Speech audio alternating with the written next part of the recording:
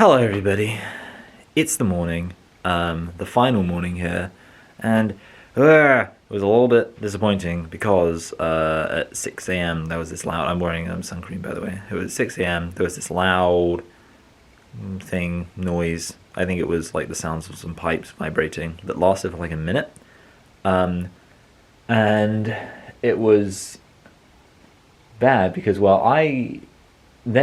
the ambient noise we were using turned off, and this hero, I think, is a fair description. Would you say that, Hannah? The hero? Yeah. Made a sacrifice, a heroic sacrifice, fell on his sword, like, no man has ever been more brave than that, and wouldn't you say? You stop me if you disagree? No, I don't disagree. Yeah. And he got up, and he put the phone on charge, and set it all up so that it would continue playing, and then that man went back to bed and realized he wasn't tired anymore.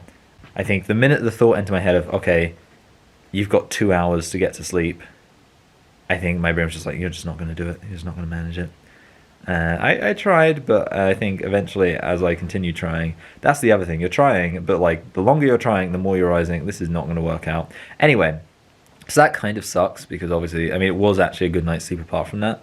And I was feeling, like really relaxed. It was nice. And yeah, I know, like, one of the main things about a hotel is you sleep there. And you could argue, like, well, that's maybe one of the main things you want to be able to do if you want to get your money from being at a hotel, I literally paid to be in this place to sleep, and both nights have not been great nights sleep. But the thing is, right now I'm not tired, which I'm like, oh, that's a good thing. Thing is, yesterday morning I was really tired, and then I ended up not being tired throughout the day. And worry, this time I'm not tired, maybe I will be tired later, we'll see. Anyway, we're going to go to breakfast. So this is it. This is the breakfast room. Let's view. That's it.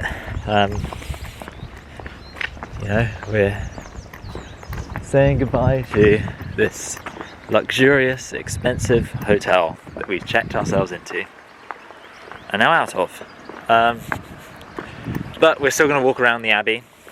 Right, so we're in the park grounds, and the implication is that there should be deer somewhere, and there aren't, which is kind of annoying, because it would have been nice to see some. It's also not entirely clear, well, it's clear we're heading in the right direction. Fun fact, we were not heading in the right direction, or rather, we were heading in the right direction, but to walk a route that didn't actually exist, as we later found out during this walk. So it was quite a long walk, I think, in the end, to just see a bunch of sheep in a field. Yeah, very long. Way over there. There's a sheep, which is fine, obviously. Sheep aren't deer though, and there's no sign of deer anywhere, so what do they do when they're not grazing here? Look at all these dandelions. Wow. So, turned out that somebody had us walking the wrong way. Now, I'm not going to say that it was 100% because he heroically sacrificed sleep by getting up. Of course, the other funny thing is we weren't even very close to the hotel, so like it wasn't even like, because obviously it was a fancy hotel, but it wasn't even like a pretty location. It was just a field, pretty much indistinguishable from any other field. Yeah. Good to see we're starting off with the positives though. I mean, the plan, for the record, is to head along here where, yes, apparently there are deer, but, well, seemingly not, and then down to the far side of the lake, walk around the lake, where we'll go past the bird hide, which we missed last time, and then we'll actually just wrap up heading basically along the same route that we did for our evening walk, but shortened, so the end portion of our evening walk. So apparently this is called the Wildflower Meadow, and this is called the Old Deer Park. So you know what I'm actually kind of assuming here? This place probably is called the Old Deer Park because it used to be a deer park. Meaning that, yeah, I guess it doesn't have any deer in it, but you would think at that point you wouldn't call it the old deer park, because that does give the implication that you're going to see deer there.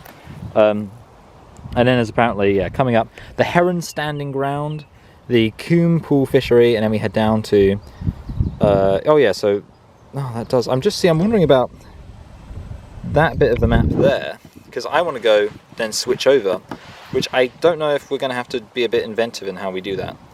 Because, yeah, like, it does seem like there's not a path, but you would think, like, the path gets closed, so you would just think, you know, we should be able to head up there. I don't know, we'll see. Maybe it ends up being short if we decide we can't get there, we'll just come back and then just do that, whatever. Alright. So many sheeps.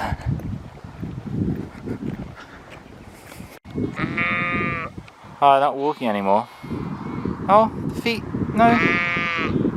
Oh. Oh, it's Wizzy. Maybe, you know how like kids do a little dance when they need a wee? Maybe that's the lamb version of that. And the map's still not making it clear whether or not there is a way around. There should be though, I mean, imagine having a lake and then not having a complete way around it. Because we were able to walk that direction, we were able to walk this direction, it would be ridiculous if we couldn't. So, we got to the thing, and we didn't really find clear evidence that you couldn't cut through.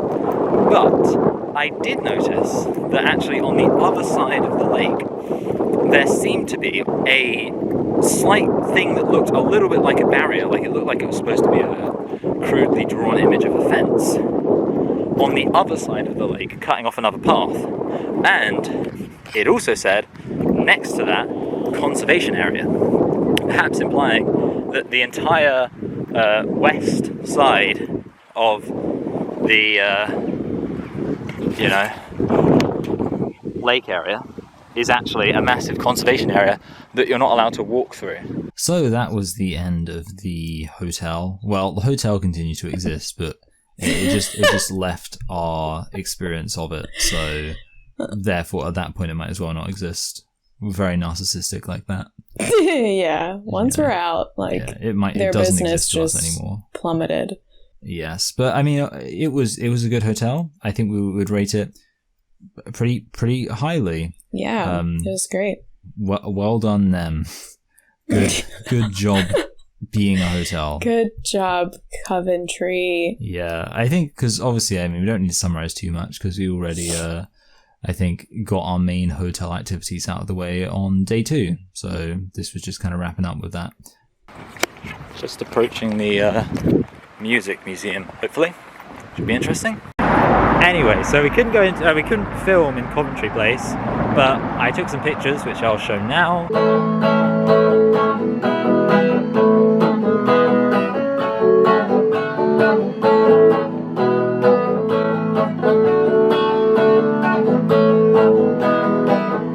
And yeah, it was interesting. There was like the room you could do music, which was great, and we did actually get some shots there.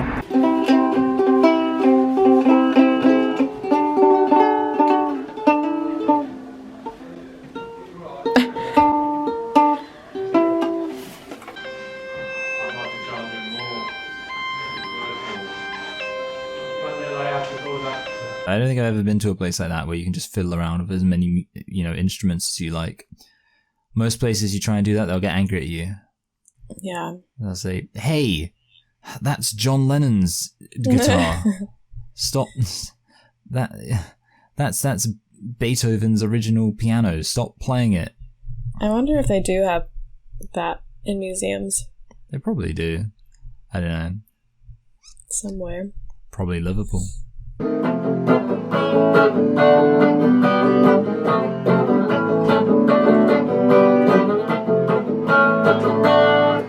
And solo. Woo! And the rest of it, I mean, it was very much centered around the specific type of music Coventry was involved in, but it was kind of interesting to see how like the racial situation informed the music. There's a cool public library. What did you think of the Coventry Music Museum? It was really interesting. Do you want to listen to some specials music now? Some ska? I don't know, maybe. Yeah. We'll dance to some. So this is St. Margaret's Church. I mean, wait. I am going to have the quickest look just to see, because if we can literally just walk in there and just say, oh, it's pretty, and that's it, that's fine. No, alright, didn't think so. The way it looks from the outside makes me think it would just be a church. I mean, you know, but actually it looks a bit kind of boarded up and a bit grim, so maybe not. Oh yeah, there's a, oh wait, is that, I think that's gated up, that little thing there, so. In fact it says, if you look, it says welcome, and it's broken in half, torn down, so not a good sign. So this is Gosford Green, which suggests we're close to Fargo Village, which is actually so called because it is far Gosford, which is weird because you would think far Gosford would be far from Coventry, like you think it'd be relative to Coventry, but apparently far Gosford is nearer to Coventry than regular Gosford. This is what they call kinda dead, which, you know, is mental. Somewhere there's the big comfortable bookshop, which is actually recommended, and to be honest sounds pretty lovely right now. So yeah, I'm trying to work out where the noodle place is. So we're waiting for our noodles, and then we'll probably look around the shops a bit more, and then we'll see how, well, I think at that point, probably by the time we actually get to the centre, we will be close to the, okay, not too bad. It's 1:15 now. So if 2:30 was our hard time to get to the Transport Museum, then we got an hour and 50 minutes. But I assume we can eat the noodles quite quickly. We're not going to be hanging around too long, so. Practicing your chopsticks? Yeah, not very well though. You were also practicing your chopsticks on the piano at the Music Museum. Oh yeah. It's nice in the sky. Look at the sky. Look at the sky. I can't even look at it. It's too sunny. So this Fargo Village place was, like I said, very hipstery. I think that's the only way I can characterize it. Like, it was all these kind of weird shots. The whole place, it felt like a commune. It's, I think, the best way to characterize it. Like a kind of hippie commune. Yeah. But I mean, that made it certainly very interesting. Can't complain about that. Can't argue with that. So yeah, we saw a few interesting shops.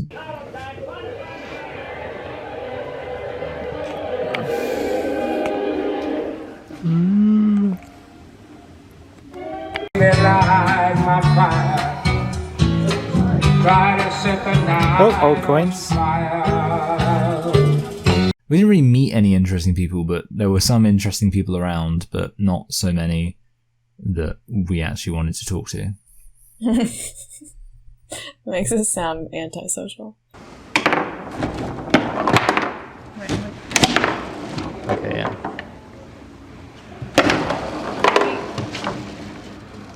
Okay. Oh, I'm gonna stop filming.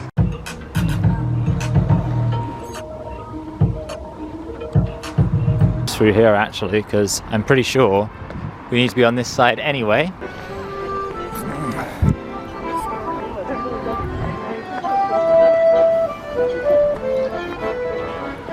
Right.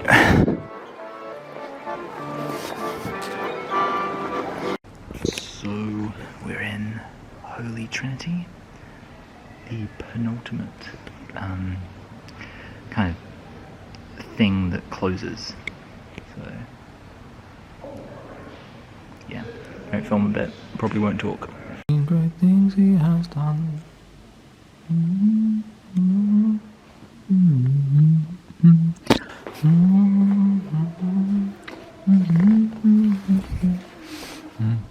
What do you think of the church, Hannah? I thought it was very nice. I know that I was just sitting there while you were walking around, and I think it was because my feet were really sore, so I needed to sit for a bit. Yeah, and you knew you would just be able to see all of the stuff that I saw while walking around when you just were watching this back and exactly. editing. That's the beauty of filming. You know, you can always just look back on it. I assume this might have been destroyed by the bombs. Exactly. You don't have to pay attention, which is great. You don't have to be present in the moment. And I think that's what, in our current life, that's what everybody needs to be less trying to do. Well, I mean, you said I could sit there. One of the oldest English Bibles. Or at least a significant English Bible.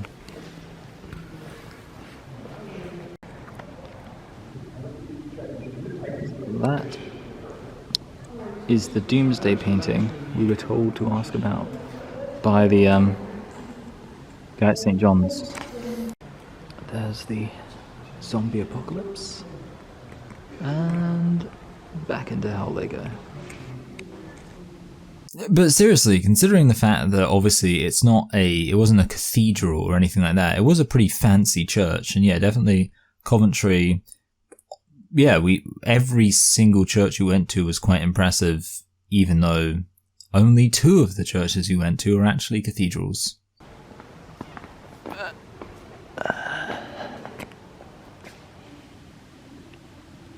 Whoa.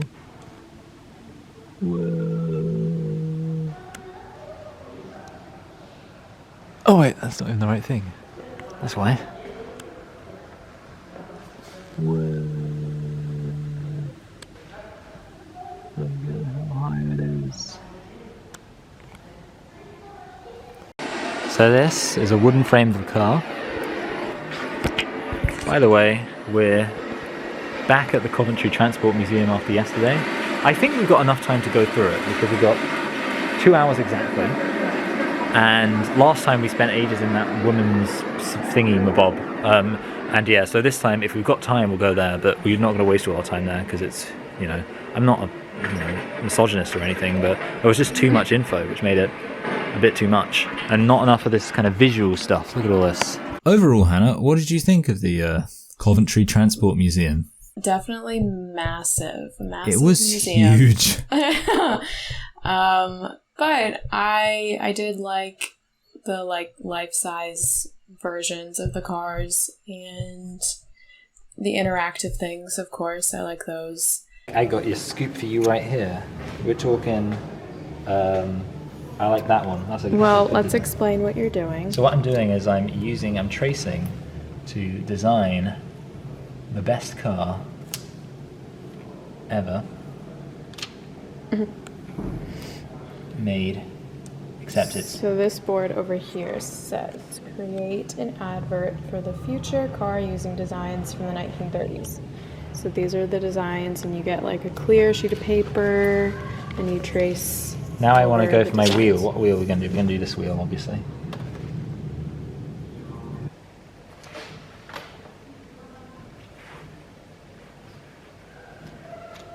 Are you almost done? Nearly. Something like that. Are you still recording? I stopped for a little bit, but now I'm recording. Okay, yeah. I believe we now have a finished car. Okay. Now just to write a little message for it, which I'm going to do. Yeah. Yeah, it's your advert. Okay. Yeah, I need a slogan like, gee whiz.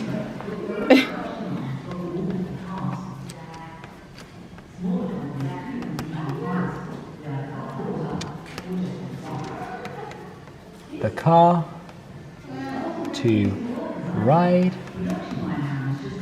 while you go about your biz. Clever. Right, well done. Nice. So there's this thing where you can put people in and hear what they have to say. I work some good while at Bromsley, Juggler, and we're doing maintenance work, looking the truck. I thought it was fun. Yeah. Definitely a nice place for like a family to go to. This bike, the guy who used to ride it used to cycle 120 miles for a regular booty call. That's what it says. Yeah, so I think in total we spent about 4 hours there. Something like that. Between 2 days. Yes, yeah. So across 2 days, we spent 4 hours there. See, the thing is, today we were in a museum where you could sit in the cars. So this car was almost as affordable as a motorcycle. So finally, poor people didn't have to constantly be exposed to the elements. So apparently, this was made in Fargo Street, which is where we just were. These are all camper vans. That one certainly looks less cozy, but none of them look particularly cozy. Although there's your little thing for a picnic. You wanna get a little picnic set? And there's a cute little bike. Another game for me to lose.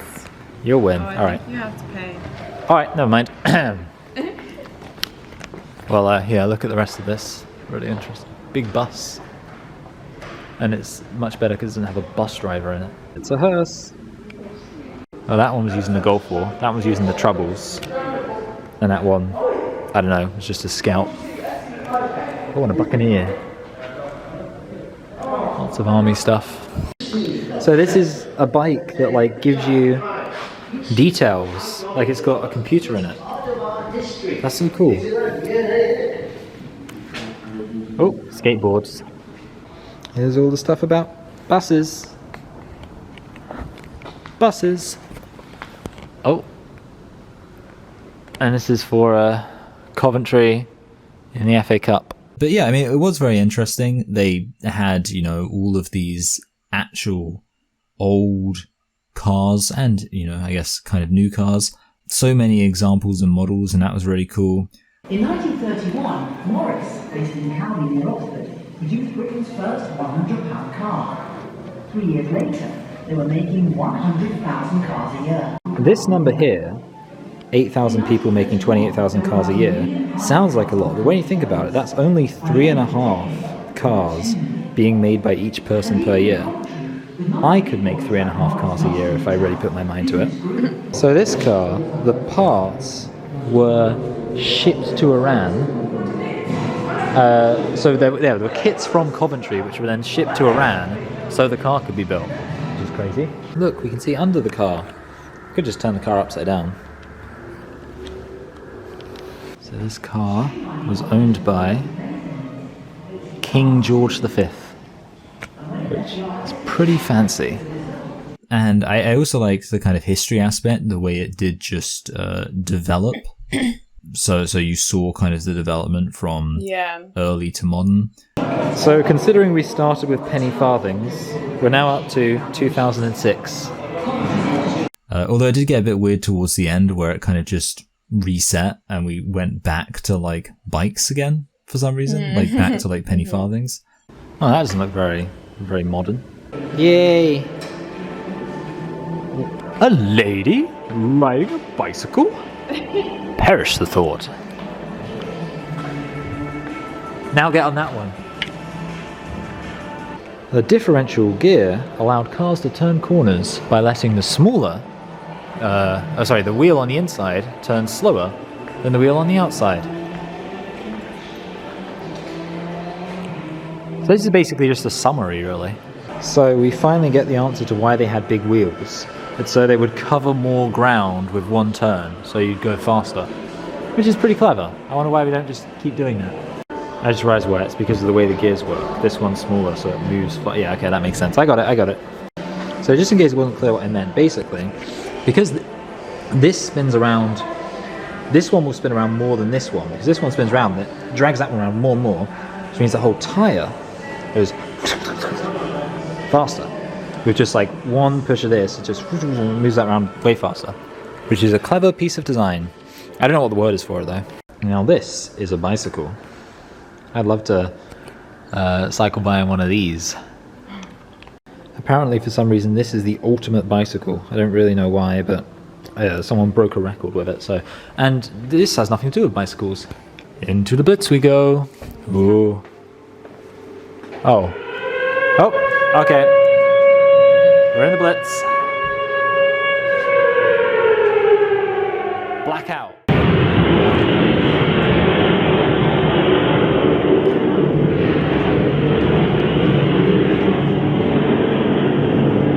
It's an Anderson shouter. So these were headlamp covers to make it so that it could conform to the blackout, so planes wouldn't be able to see it and bomb it at night. An interesting thing about British tanks is they're divided into cavalry tanks and infantry tanks.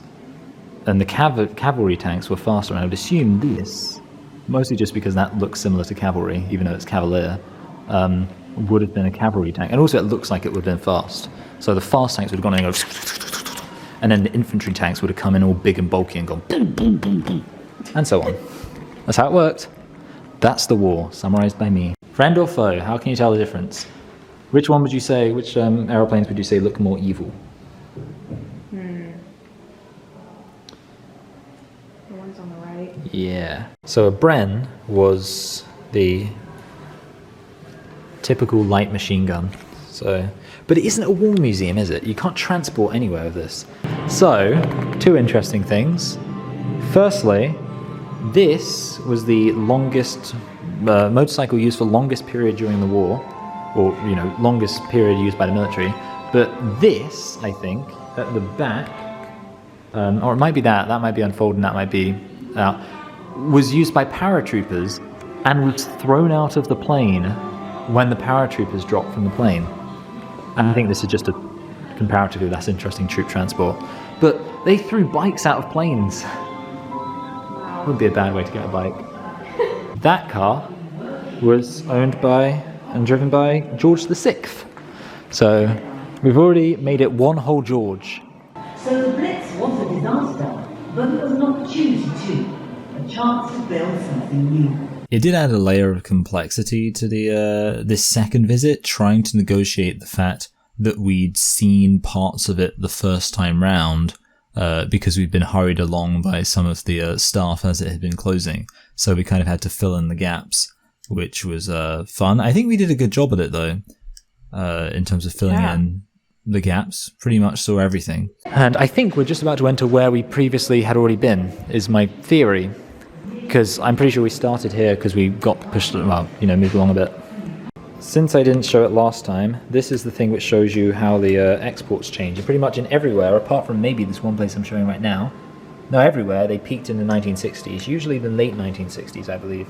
Oh, there they peaked in the 1970s, but whatever. Here they peaked in 1969, peaked in 1969, peaked in 1969, so there you go. So the craziest fact there, and I don't know if we mentioned this last time because we've been in this section before, we're going to have to work out where we stopped. I think we stopped actually at the end of the section. I think we made it to the end. But basically, over half of all exported cars immediately after World War II were British. So yeah, if you got any car from another country after World War II immediately afterwards, chances are it was British. Anyway, yeah, I remember the whole picket line thing. I think, we did read everything, I think. Hannah, can we get the ambulance to the hospital? Maybe. We just did. That's not too difficult. Where over 2,000 workers will lose their jobs. Union leaders are now warning that the effects on our local economy could be dreadful. Get round the table and talk about it. Lots of stuff going on. So what we're going past now, right? That was the old standard drive block. Hey Hannah, do we think we're going to tip him? But it's all done. Why? It's not even taking us Well, I anywhere. think there's partly bad management and partly He's just trouble with the trade pretending. unions. When I was 17, I was working at the Standard, and they were on a 3-day week at the time. So Flashback to the Farnborough Museum. It's Concorde. That is Concorde, right? It's the right shape. It has to be Concorde. We've got this section here, which is literally just this room. Then there's 4 more sections. And then the last one, which we've already done. Lots of toys. But despite our efficiency and having gone there twice, we did still have to rush through one section, which was the Jaguar exhibit. So there was an exhibit from Jaguar, and we just rushed through that. But apart from that, I think I remember just having rushed through that one section, we were then able to finish seeing everything else with like a minute to spare, and which is quite impressive. We timed it perfectly.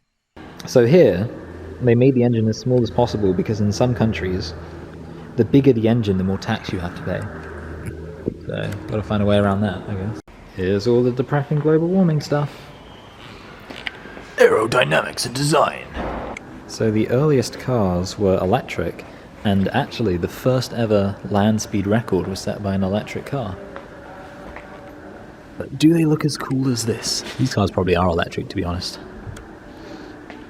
Oh, look at that. Oh, it's just wire, I think. That's cool looking. So this is the last section we have left to do. The car was built between 1932 and 1933 by Ken's father, James Mallon, who had used a 1928 250c Royal Enfield motorcycle engine to power it. It's the city of the future. Today? Hey Hannah, think about how many places we've been to. The old grammar school, Coventry Transport Museum, Sainsbury's, the new cathedral, the old cathedral, Holy Trinity, so on. And now we're heading to the last bit, which we did actually, there was one bit I didn't get to read, you know? There was one bit right at the end I didn't get to read. So let's do it. Look at the sky. We're done at Coventry Transport Museum. We're sitting with our backs to the wall, getting some warmth. Having some fun. Yeah. Okay, so the last thing we're doing, the last thing that involves getting up and walking around and braving the pain in our feet is St. Mary's Priory, which is really cool looking. It's got little bits of information, not huge amounts. I just want to make sure, like, just walk around the visitor centre for a second and make sure there's... Yeah, so that's the visitor centre. There probably is stuff in there that would be interesting, but we're just going to look around here for now. Hi, squirrel. So, this is just the bit that's been excavated, and all of it would have been over twice as big as that church there. Big churches are so cool. Okay, so I think this is a chamfered plinth. And I think that's a random place. So it said like these are the only, or this is the only surviving room from the old cathedral. And everything else is gone. There are the stairs we couldn't go down. Oh, so I wonder where that leads. Probably under some secret place.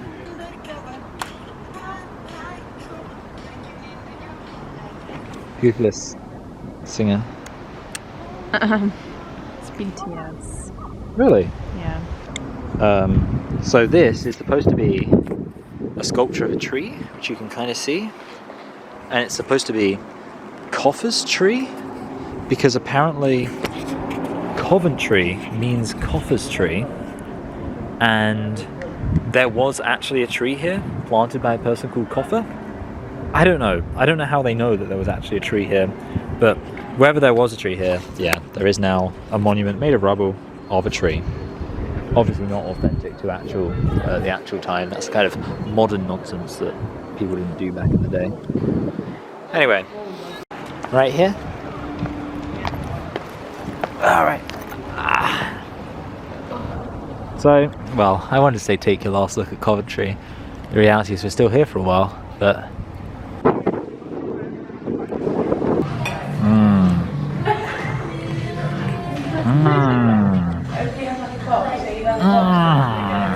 It's about Coventry. Well, actually, wait, that's not enough to do with Coventry, I don't think.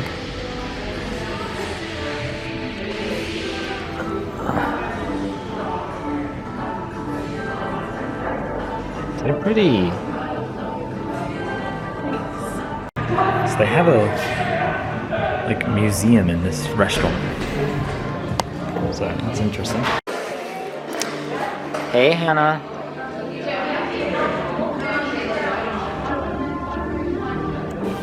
Okay, so I ended up I walked in on somebody doing a sculpture and ended up having like a 15-minute conversation with her about her architecture. Oh, sorry, her sculpture stuff, which was related to architecture. And it was a really interesting conversation. Basically, she was talking about the kind of contrast between stone, which takes a long time to do but lasts forever, and clay, which you can do really quick, you can mold it all that, but then it erodes away and all that kind of stuff. And basically that distinction, as it relates to kind of human housing and things like that. and it was really interesting, great conversation. Admittedly, it means now I have to go downstairs because otherwise I've left Hannah alone for a while, and I still haven't looked at actually any of the gallery itself, so we'll get to that at some point. Okay, so I probably shouldn't be filming these because they're not released, but to be fair, I don't expect many people to see this video when it eventually gets uploaded. And also I'll give a shout out. Lucy Tommins, I believe, is the architect I spoke to, and these are the pieces. So the fungus thing is supposed to be some kind of like new age material that's like wonderful in every single way, and you know, solves all of the problems, although usually, I mean, there's like one of those every single week it seems, and yet they don't actually achieve anything most of the time. Carved stone, sculpted stone, but it looks like fabric. It's crazy. So yeah, the exhibition's on Saturday, so best of luck to her. We can also go look out on the balcony. The restaurant overall, I mean, obviously one can review it as a museum and also as a restaurant. A bold plan to restructure its centre, it also developed innovative schemes to house new communities. That's how it's changed.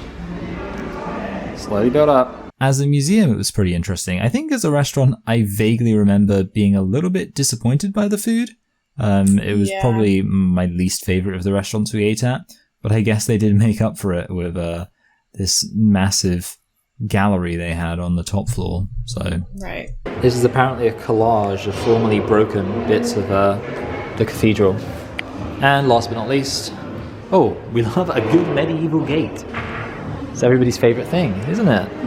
I feel like this exhibition gets a 10 out of 10 from me, because pretty much everywhere there is to read something, we can sit down while we're reading it. So, you know, it doesn't even matter what it's saying. If I'm sitting down when I'm reading it, I'm happy.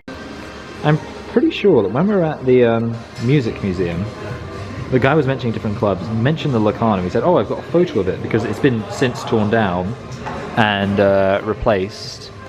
But yeah, I was like, oh, I've got a photo. And I don't think he ever found it, but interestingly enough, we come here and look, it's a photo.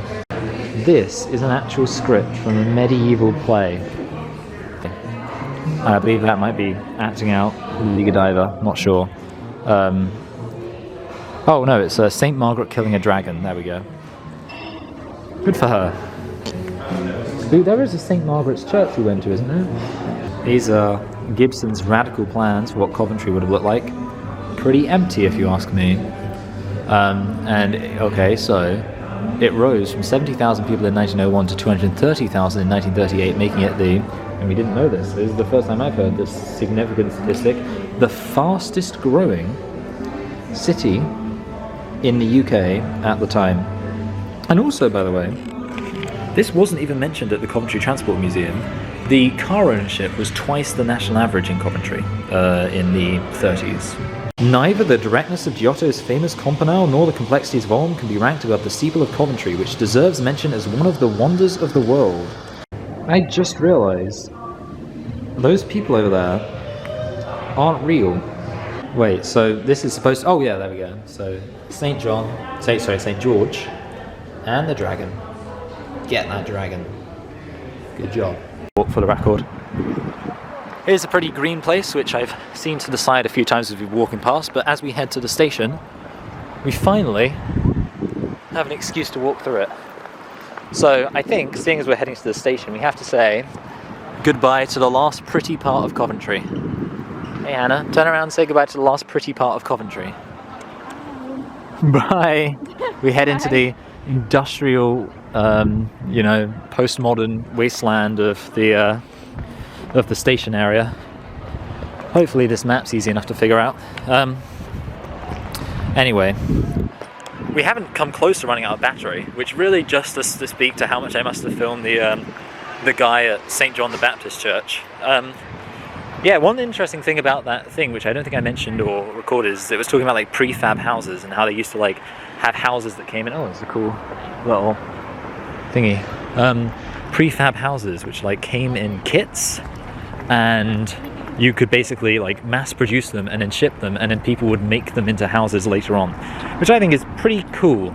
Oh, there's a pelican crossing, which probably means it will be easier to cross than I thought it would be. Alright, so this is where we got to Tuesday morning when we were heading to St. John the Baptist Church. And over there, I could see it from some angle. I'll see if I can see it again. There is Coventry Station. And there's the visitor centre, where the man gave us this map, which I've not actually used that much. And there's some graffiti. And there's some bikes. And there's Hannah. Both, I think it's fair to say, excited to actually be home and relaxing and chill. Coventry Station's a bit big, so I'm kind of hoping it'll be, you know, there's still some complexity to finding our way around. So, the station looks kind of cool and modern. Bad news is, our train is 20 minutes late. So, waiting at the train station. It's a pretty fun train station. Still got loads of battery. And it's late by 20 minutes. And we could have got, Hannah very expertly saw that there was one that was late that was also stopping at Milton Keynes. So we got there, you know, we were early for the one we're supposed to be catching, but there was one that was running late. And if we were to really have rushed and like seen it immediately and do all of that, we could have got on it. But instead we saw and we're like, oh wait, that one is stopping, and then it had already disappeared.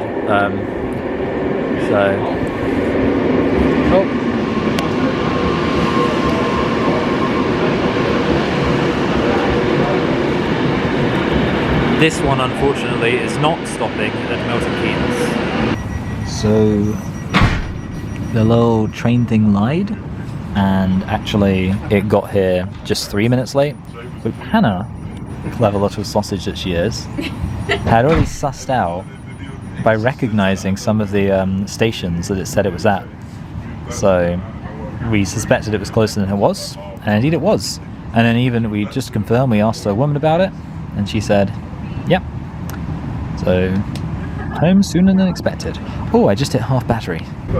Thing is, it's doing like way too good of a job at turning me into a mirror. Yeah. I wanted to get, I don't know.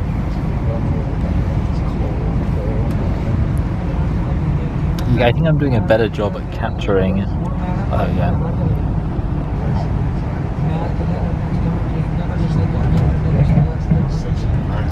That's kind of cool looking. Watching us get home is making me feel cozy. I'm just feeling so relaxed watching us actually get back from the trip and just sweet relief. Just be able to chill at the, you know, at home.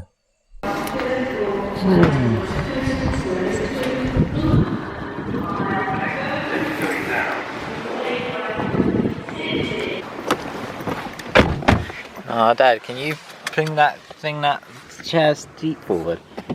Yeah. And on that note, that's how it ends. end of the video, end of the vlog, end of our trip to Coventry, and almost the end of our this particular period of Hannah staying in the UK. So, thank you everyone for watching. Like, share, comment, subscribe, all of that. It's goodbye from me. And me. Bye. Bye.